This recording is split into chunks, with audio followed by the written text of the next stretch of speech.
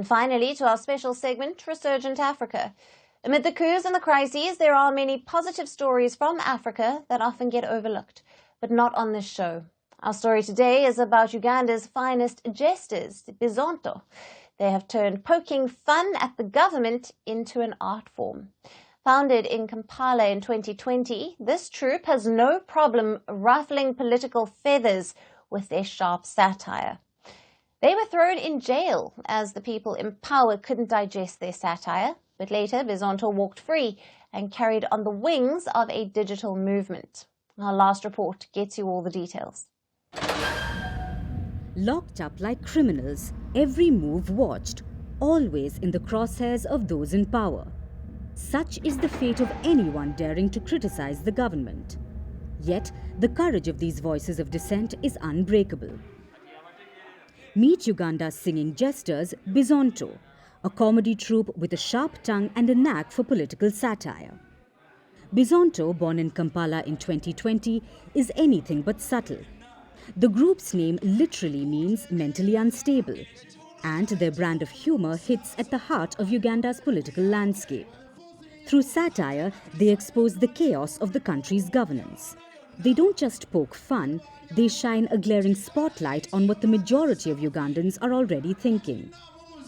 Specifically, we wanted to talk about the government. We wanted to criticize the government.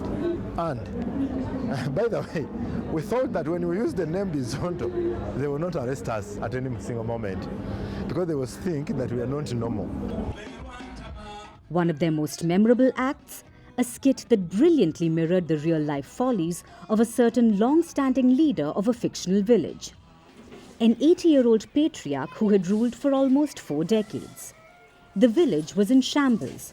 No basic services, crumbling infrastructure, and absurdly high taxes.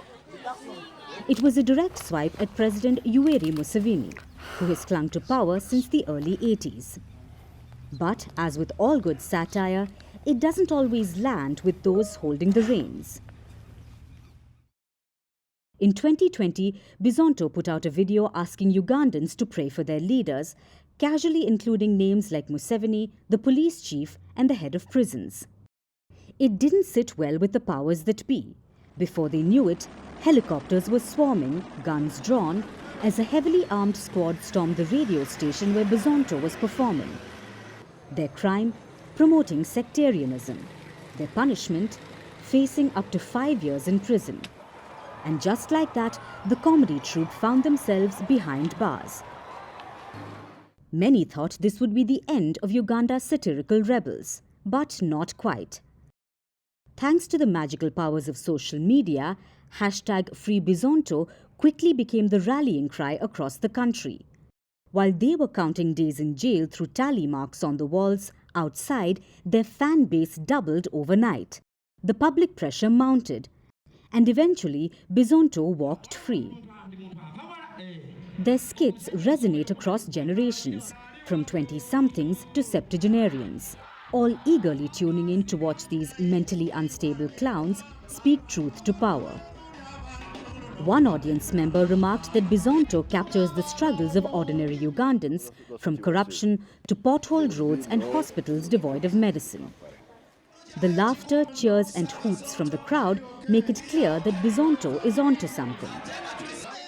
The show generally it has been massive and interesting. Otherwise, I may say it has been more educative to the youth side also. Basically, there is a certain script that Bizonto comedy tried to pull out. As for the troupe, they admit that their time in jail was a rude awakening. But it hasn't dulled their determination. "We never gave up," one member said, "because we knew we were on the right side of history." And for Uganda's rulers, that's the punchline they never saw coming.